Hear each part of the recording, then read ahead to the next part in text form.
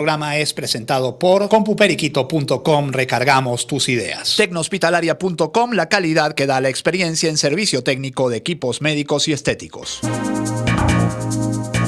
Informe RCR presenta Titulares de la Mañana con Pedro García Otero.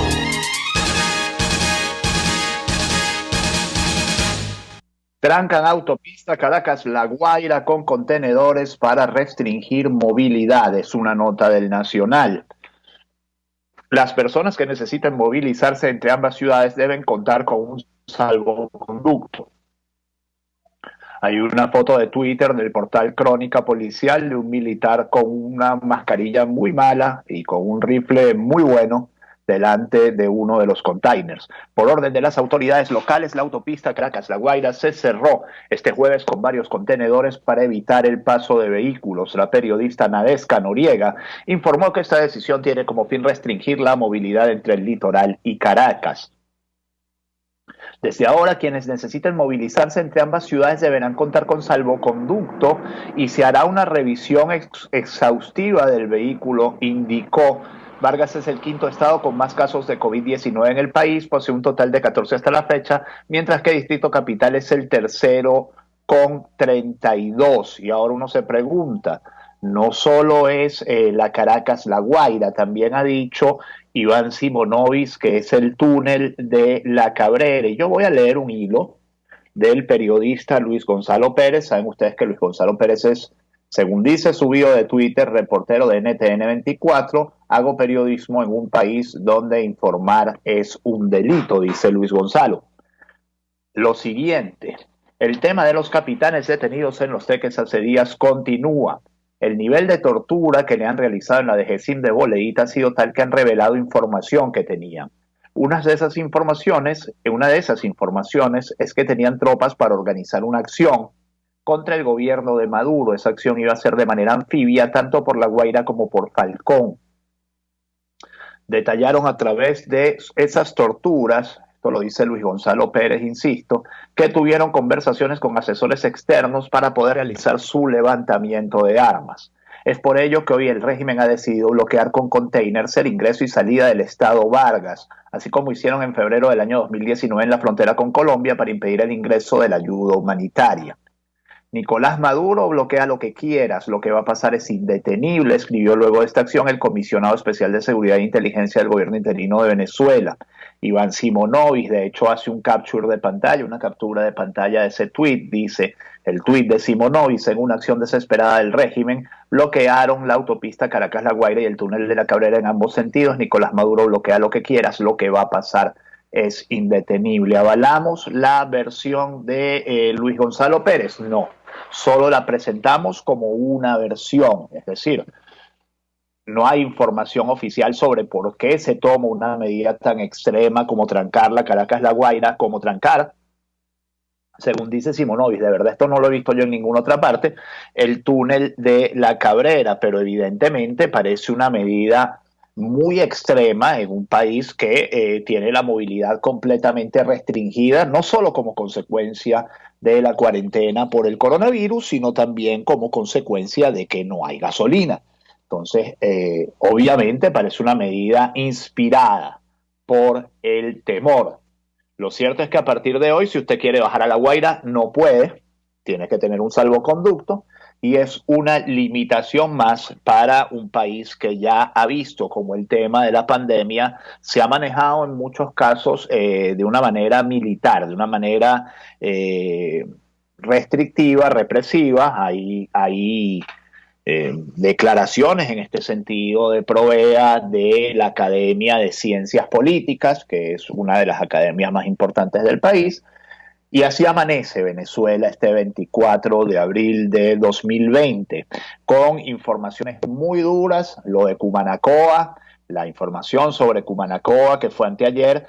A la protesta de Cumanacoa que fue anteayer se le suma la que se realizó ayer en Upata, los problemas sociales, los problemas en Upata. Un muerto, 2 heridos y 32 detenidos dejaron disturbios en Upata, dice el carabobeño, producto de 2 impactos en la cabeza y esto también es el expediente horrible que aparece cada vez que hay este tipo de situaciones, el expediente de los tiros en la cabeza que nadie sabe de dónde salen, en realidad todos sabemos de dónde salen. 2 impactos en la cabeza, falleció un hombre identificado como Charles Antonio Núñez Palma, de 29 años. El control policial y parapolicial de las protestas utilizando violencia extrema. Un joven muerto, 2 personas heridas, más de 30 detenidos y diversos negocios violentados saldó la jornada de disturbios registrada en la localidad de Upata, en el municipio Manuel Piar del estado Bolívar, este jueves. El portal web del diario Regional Primicia destaca que producto de 2 impactos en la cabeza murió un hombre identificado como Charles Antonio Núñez Palma, de 29 años, y hay una foto impactante, una foto escrita con piedras en el piso, con piedras, es decir, rayando con la piedra el asfalto en Upata, en la ciudad que está a unos 200 kilómetros de Puerto Ordaz, un charco de sangre y la frase terrible: murió por hambre, Polipiar. Una foto realmente terrible. Realmente terrible lo que estamos viviendo en Venezuela. Otras 2 personas terminaron recluidas en centros hospitalarios, aunque se encuentran en condición estable. Un menor de edad que recibió un tiro en la rodilla, y Kelvin Alfonso Maurera, de 23 años, a quien alcanzó un proyectil en el cuello. Y lo terrible de esto es que toda la gente que muere, toda la gente que queda herida, siempre es gente joven. Siempre van a dispararle a los jóvenes. ¿Quién dispara? ¿Por qué no se hace esa averiguación? ¿Por qué aquí, 3 años después de los disturbios de 2017, no se sabe quién disparó el primer tiro aquí en San Bernardino, en la Plaza La Estrella, que detonó una violencia que dejó más de 140 muertos? Bueno, porque todos sabemos, nuevamente insisto, todos sabemos quiénes son. La Guardia Nacional Bolivariana ofreció un primer parte con la detención de 10 personas cerca del mediodía, pero fuentes oficiales completaron a lo largo del día la cifra, que ascendió a las 32 personas. También se supo de un par de comercios completamente desvalijados y algunos más vandalizados por las personas que buscaban adueñarse de la mercancía. Y mientras más violenta sea la protesta, mientras más anárquica sea la protesta, mientras más contra la propiedad privada vaya la protesta, más oportunidades le da al régimen no solo de reprimirla violentamente, sino que la hace más justificable, la represión, quiero decir, y más injustificable la protesta. Dólar paralelo ya en 200.000 y el bolsillo de los venezolanos a la lona, dice Panorama. El marcador no oficial supera los 200.000 y empuja la insaciable voracidad de la hiperinflación. El precio del dólar paralelo amaneció este jueves 23 de abril superando otro hito, los 200.000, de acuerdo con la mayoría de las cuentas de redes sociales que dan cuenta de su variación. Más allá de las explicaciones de expertos, harto conocidas por los venezolanos, la fluctuación del paralelo está a punto de triplicar su precio en apenas 2 semanas, en el peor momento, justo cuando los venezolanos permanecen confinados en sus casas por orden del Ejecutivo como medida preventiva ante la pandemia de COVID-19, que en el caso venezolano tiene 298 contagios. Ya vamos a estar actualizando esta cifra. Entre tanto, lo que queda en pie del aparato productivo venezolano está sumido en el 7º año de recesión, contra la pared por una política económica errática que incentiva las importaciones, literalmente paralizado por la cuarentena y acelerando en términos históricos la reducción del tamaño de nuestro cuerpo económico. Esta nota está muy bien escrita, me sorprende lo crítica que es hacia el régimen de Maduro de parte de un periódico que siempre ha sido por lo menos tibio a lo largo de estos años. La firma una o un periodista, no sé cuál es su género, cuál es su sexo, Eilet Morales es el nombre.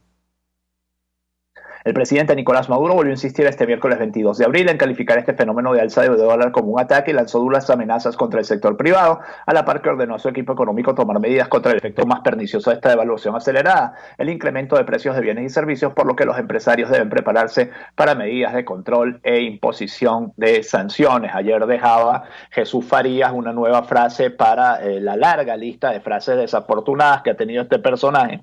No, ese se pregunta dónde y cómo se graduó de economista este señor. Sé que se graduó de la UCB, lo que no sé es cómo. decía Jesús Farías que no había ninguna razón objetiva para que subieran los precios. Había una razón tan sencilla como que no tienes ingresos y sigues emitiendo bolívares sin respaldo. Entonces, bueno, como decía un economista al que yo sí respeto y que además también se apellida como el señor Faría, pero se llamaba Hugo Faría, un hombre que hace 30 años propugnaba la dolarización de la economía venezolana. Ojalá lo hubiéramos escuchado, le hubiéramos impedido dolarizando la economía en 1991, 1992, hubiéramos impedido el 90% del daño que le hizo Hugo Chávez a la economía. Un gran liberal, Ronald Reagan. Cuando usted se endeuda, cuando una empresa se endeuda, cuando una empresa se maneja mal, cuando usted se maneja mal, usted quiebra. Cuando el gobierno se maneja mal, viene y le quita los reales a usted. ¿De qué manera? Bueno, o con impuestos o con inflación. La inflación es más perniciosa porque la inflación es el impuesto más recesivo, más regresivo. Es el que le hace daño más a los más pobres. Oscurana de nuevo, el cuarto apagón de abril, dice Panorama. También Panorama. Esta falla eléctrica a la 1:05 de la madrugada afectó a los municipios de la costa occidental del lago. Abril de oscuranas y tendría que escribirse la bitácora de este mes para los zulianos confinados, además en la cuarentena por la pandemia del COVID-19 que ya lleva 6 semanas en el país. A la 1:05 de la mañana de este jueves 23 de abril, un nuevo apagón despertó a los zulianos, para variar, a los que viven en la costa occidental del lago de Maracaibo, a los de Maracaibo, pues. Casi la totalidad de los habitantes de Jesús Enrique Lozada, La Cañada de Urdaneta, Maracaibo, San Francisco, Machiques de Perijá, Rosario de Perijá, Mara y Guajira están sin electricidad. Gente trabajadora, esto fue ayer, por supuesto, gente trabajadora de Venezuela, gente madrugadora de Venezuela. Buenos días, titulares de la mañana de RCR 750M, esta media hora en la que le hacemos un repaso a lo que está pasando en el país y vemos qué es lo que viene, qué es lo que sigue. Soy Pedro García Otero, en nombre de este equipo les doy las gracias por estar en YouTube, en TuneIn y en todos nuestros canales digitales. Este programa lo hacemos además Jaime Nestares en la dirección de la estación, Marilia García en la producción, Jackson Vargas en la coordinación de información, César Arteaga en los controles y quien les habla, Pedro García Otero. Hay 13 nuevos casos confirmados de COVID en Nueva Esparta y Venezuela ya suma 311 casos, dice la cadena de todos los días de Nicolás Maduro. Y nuevamente el lenguaje malandroso. Si el gobernador Alfredo Díaz sigue saboteando en el estado de alarma, se le pudieran poner los ganchos. Estos tienen el arsenal de frases de ellos, es pura frase malandra. Aquí lo que vale es la salud de la familia venezolana. Hemos logrado contener en un 90% la pandemia. Y todos los días digo, y lo digo hoy 24 de abril, ojalá sea verdad. Ojalá sea verdad. 13 nuevos casos de COVID-19, que la pandemia está contenida, quiero decir. 13 nuevos casos de COVID-19 reportó en las últimas 24 horas el estado Nueva Esparta. Nueva Esparta ya pasa al primer lugar del país y se podría perder todo el avance si no logramos con disciplina máxima ese objetivo de romper las cadenas de transmisión. El total de casos de coronavirus se eleva a 311 en el territorio venezolano. Tras Nueva Esparta y sus 93 casos, está con 88 el estado Miranda, Caracas con 31 y Aragua suma 29. Así lo informó el presidente Nicolás Maduro junto a la vicepresidenta Delcy Rodríguez la noche de este jueves 23 de abril. Maduro dijo que los 13 contagios en Nueva Esparta se desprenden de la Academia de Béisbol. Se podría perder todo el avance si no conseguimos con conciencia y disciplina mantener la cuarentena. Insistió que en lo que vive la isla es por un grupo de irresponsables que decidió hacer la vida loca y no solo se contagiaron ellos, sino una comunidad, a familias enteras. Para el jefe de Estado, si el gobernador, entidad neoespartana, sigue saboteando el estado de alarma, se le pudieran poner los ganchos. Aquí lo que vale es la salud de la familia venezolana. Afirmó: hemos salvado a Venezuela de situaciones dolorosas como las que viven otros países, y se solidarizó especialmente con el pueblo de Estados Unidos. Todos los días en la cadena de Trump, Trump también hace su cadena a las 5 de la tarde. Ayer, por cierto, la jefa de salud lo miraba con cara de que ¿qué está diciendo este loco, no? Tienen que verlo, de verdad, es una cosa increíble la cara de la Secretaría de Salud de Estados Unidos viendo a Trump. Todos los días dice: nosotros estamos bien, Colombia está mal, Brasil está mal, Estados Unidos está mal. Todos los días lo dice Nicolás Maduro. En un momento como este, eso es absolutamente delicado. Voy con información sobre Juan Guaidó, 6:45 minutos. Guaidó en el Atlantic Council, los venezolanos están obligados a decidir entre la pandemia y el hambre. Hoy jueves 23 de abril hubo protestas por hambre en 3 estados de la nación. La gente salió a pesar de la cuarentena porque se está muriendo de hambre, denunció. El presidente interino Juan Guaidó presentó las opciones que tiene su gobierno para poner fin a la tragedia y atender la emergencia humanitaria compleja que vive el país en el COVID-19 ante su participación este jueves en el Foro Líderes de las Américas del Centro para América Latina. Durante la actividad realizada vía digital, Guaidó precisó ante el mundo que es falso que en Venezuela haya una lucha por el poder. Lo que hay es una lucha por vivir con dignidad. Y hay una denuncia que toca a los diputados opositores.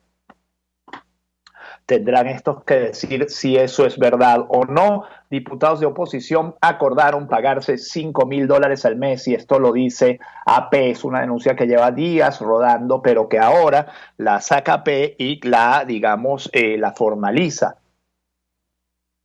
De acuerdo con la agencia, 2 legisladores y 3 asistentes de Guaidó confirmaron que el plan salarial y reconocieron que la decisión es potencialmente mala, ya que muchos venezolanos están luchando para hacer frente a una crisis. Los legisladores de oposición en Venezuela acordaron en silencio pagarse $5,000 al mes, así lo reveló la agencia AP citando a 5 fuentes de parlamentarios opositores. El monto, dice el reportaje, dista muchísimo de los $100 que le ofreció Juan Guaidó a los médicos venezolanos que enfrentan al COVID-19 y ni qué decir a los insignificantes esos dólares que alcanzan el salario mínimo de los venezolanos.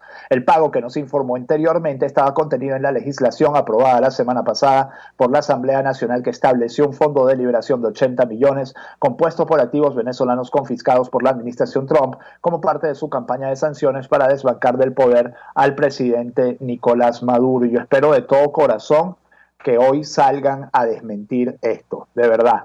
Lo espero de todo corazón, desde el fondo de mi alma. Así como espero que la pandemia no toque a Venezuela, todos los días lo digo, espero que la oposición salga hoy a desmentir esto. Obviamente aquí hay gente en el exterior, hay gente que está en el exilio, que necesita algo de dinero para sostenerse. Mejor eso que hacerlo ilegalmente. Pero ciertamente $5,000 en este momento es una exageración, un exceso, una locura. Voy con el tema de lo que ha pasado en estos días en Falcón, el tema narcotráfico, el tema de lo que se está acusando a un grupo de gente. Maduro calificó de injustos ataques a la cava en redes sociales y voy a darles 2 visiones dentro del chavismo de esto. Este jueves Nicolás Maduro reiteró su total apoyo al gobernador Rafael Lacava frente a la campaña de la cual ha sido víctima en los últimos días el mandatario carabobeño, la cual calificó como una serie de ataques injustos contra un hombre valiente. Allá en Carabobo está el gobernador Rafael Lacava atacado a través de las redes sociales, un joven trabajador. Bueno, lo de joven ya le llega, pues. Lacava es un tipo de más de 50 años, tranquilamente. Audaz, creativo e innovador, que está en la calle y está trabajando todos los días. Todo el apoyo a Rafael Lacava ante estos injustos e inhumanos ataques contra un hombre trabajador, honesto y valiente. Estas palabras fueron pronunciadas durante la entrega de la rehabilitación integral de la Clínica del Riñón de Puerto Cabello por parte de Lacava. Muy orgullosos estamos nosotros de tu trabajo, pa'lante Lacava. Mientras la canalla ladra es que cabalgamos por la patria, cabalgamos por el pueblo, sigamos recuperando todo lo que tengamos que recuperar, como si nos llevaran 20 años en el poder, no lo hubieran dejado perder ellos. De verdad que la cara de concreto, mano, el cemento que no se consigue en este país porque quebraron todas las cementeras. Por cierto, las quebró la esposa de uno que anda pontificando por ahí también y diciendo que él encarna el chavismo crítico, etcétera, etcétera. Bueno, la esposa fue la que le echó esa broma a todas las cementeras nacionalizadas, un ataque dominical de locura de los que le daban a Hugo Chávez, debajo de los cuales había un poco de gente sobándose las manos porque sabía que le caía un realero. 6:50 minutos. Diosdado Cabello, mientras tanto, dice: no podemos permitir que el narcotráfico se apodere de la política. Diosdado Cabello, presidente de la Asamblea Nacional Constituyente y vicepresidente del PSUV, habló sobre el operativo antidroga que se realizó en los estados Falcón y Carabobo y sobre eso opinó: no podemos permitir que el narcotráfico se apodere de la política. Dice la prensa de Lara. Cabello, considerado el número 2 del chavismo y acusado por la justicia estadounidense de supuestamente utilizar el poder del Estado para facilitar el tráfico de droga, señaló que los operativos antidroga en los estados Falcón y Carabobo tendrán réplicas en otros lados. Incluso asomó que podrían alcanzar a figuras de la política venezolana. Nadie crea que eso de Falcón y Carabobo son hechos aislados. Ya verán, no podemos permitir en Venezuela que el narcotráfico se apodere de la política, recalcó en su programa de televisión transmitido por Venezolana de Televisión. Mientras tanto, Estados Unidos incautó 3 toneladas de cocaína de 2 aviones que salieron de Venezuela hacia Guatemala. James Story, encargado de negocios norteamericano en el país caribeño, agregó que desde el 1 de abril se llevaron a cabo 8 operativos en los que se incautaron 8 toneladas de esa droga, que tiene un valor, esto no lo voy a decir porque las leyes venezolanas no lo permiten, cuánto es el valor de la droga incautada, justamente para no incentivar el negocio de la droga.